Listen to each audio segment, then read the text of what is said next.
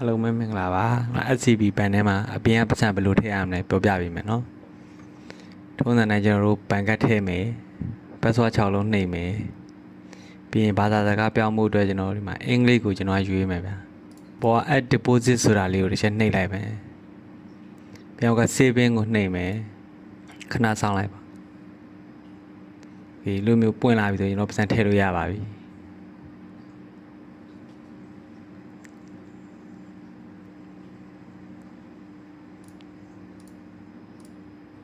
Okay အမှခဏစောင့်ရမယ်နော်။ဆောင်းမဒီဥစားဆိုကျွန်တော်ပတ်စံခောက်ရိုးတွေပါသွားရင်မရဘူးဗျာ။အဲဒါကျွန်တော်ပြန်ထုတ်မယ်။တေချာလေးပြန်ဖြန့်ပြီးတော့ပတ်စံကိုဘယ်လိုပြန်ထည့်ရမလဲပြောပြပေးမယ်ဗျာ။ခင်ဗျားစောင့်မယ်။ဘေးမှာကျွန်တော်ပေါ်လာ add deposit ဆိုတာလေးကိုကျွန်တော်တစ်ချက်ထပ်နှိပ်မယ်။ဒီအဲဆိုတော့ကျွန်တော်ကပြန်ပွင့်လာခင်ဗျာ။အဲဒီမှာကကျွန်တော်ပတ်စံကိုစီပြန်ထည့်မယ်။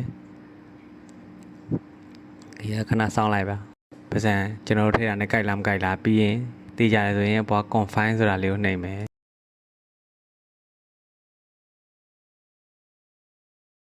โอเคကျွန်တော် confine ဆိုတာလေးဆက်နှိပ်မယ်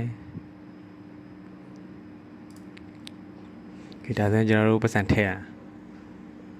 အောင်မြင်သွားပြီပေါ့အားလုံးပဲကျေးဇူးတင်ပါတယ်